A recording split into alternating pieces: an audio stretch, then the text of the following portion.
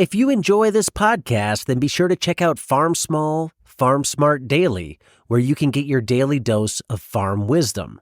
Tune in every day to learn the latest tips, tricks, and stories from the world of farming.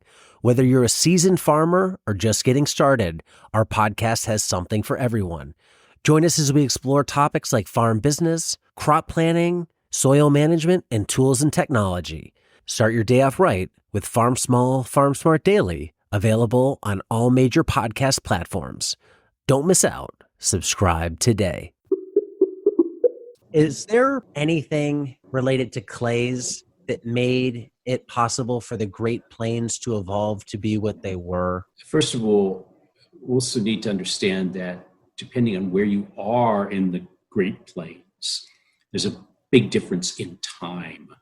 So I need to back up one step. In classic literature, there are 5 soil forming factors.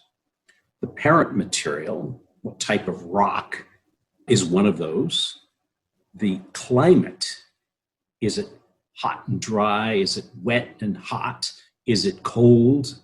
Has a big influence on soil formation.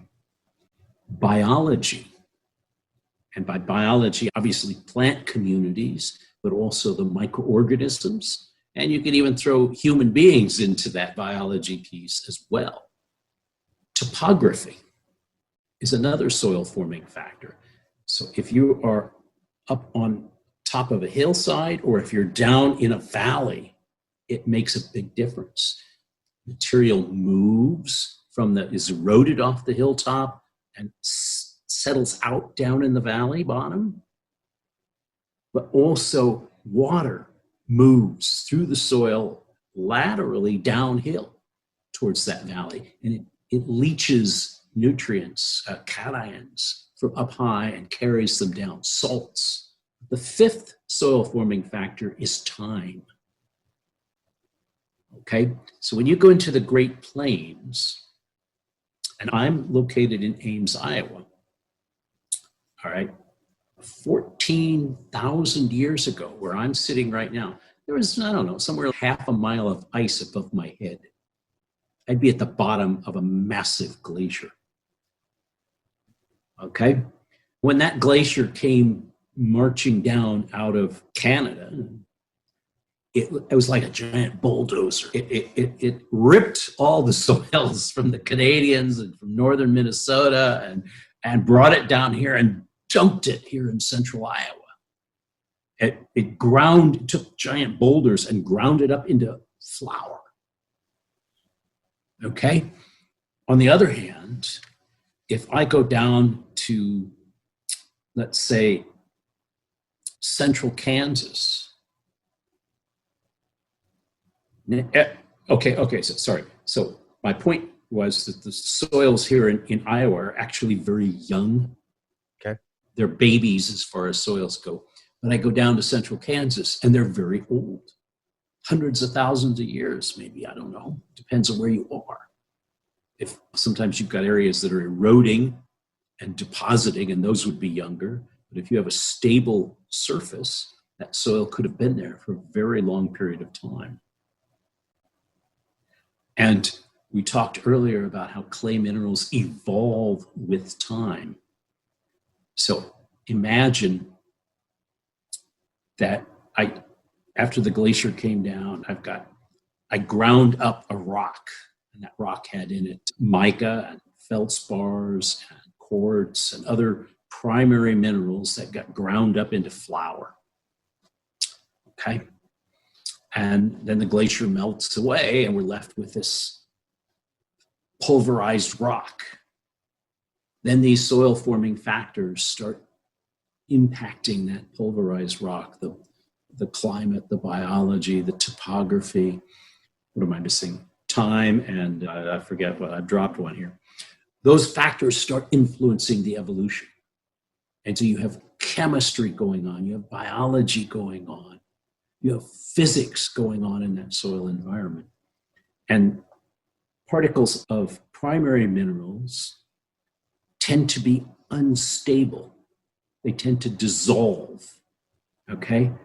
On the other hand, clay minerals actually start to be nucleated and start to grow right there in the soil.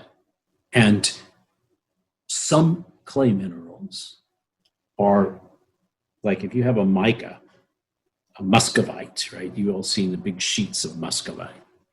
If that's very similar to these clay minerals, but I can sort of change that a little bit. There's iron in that muscovite, not a lot, but there's a little bit. And I can oxidize that iron, turn it from a 2+ to a 3+ phase. Okay.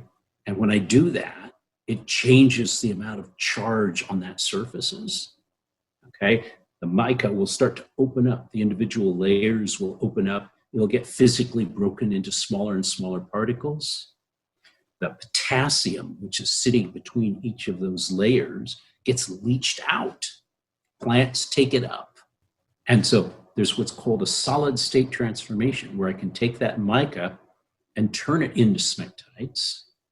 But there's also neogenesis, which is another process in which smectites form by precipitation reactions. They start literally chemically building on top of each other and grow right there in the soil. So we have some of both of those going on in the soil environment. And so the 14,000 years that since the glaciers left right here in Iowa, in central Iowa, have been enough that we've made some smectite. Not a huge amount in many cases, but some. But if I go down to eastern, south, central Kansas now, we've had a long period of on a stable surface, not an eroding or depositional area, but on a stable surface. Been a long time for weather to influence and biology to influence those soils. And the smectite, the easily weathered minerals have pretty well weathered away. You've formed lots of these smectites. Go further south, down into Georgia, and the smectites start transforming into another mineral called kaolinite. You're probably familiar with kaolinite because it's often used in making pottery. Okay? But the smectites have very unique properties. They can shrink and swell. They can imbibe water between each of the layers. The kaolinite doesn't do that. The transformation that occurs is the loss of silicon. All right, now this is going to get really deep in the weeds, but in a smectite, we have what's called a 2-to-1 layer. So you've got a silica tetrahedral layer, an aluminum octahedral layer, and another silica tetrahedral layer. 3 layers. Basically, that's 4 oxygen atoms thick. All right. What happens in a kaolinite is one of those silica tetrahedral layers disappears. And I have a silica tetrahedral layer and an aluminum octahedral layer left. So I have leached silicon out.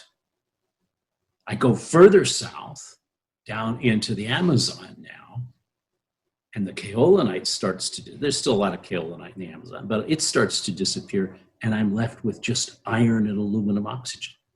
So in other words, this time factor that influences soil formation and clay evolution involves the leaching of what we'll call base cations, so calcium, magnesium, potassium. They tend to get leached out first, and then silicon gets leached out.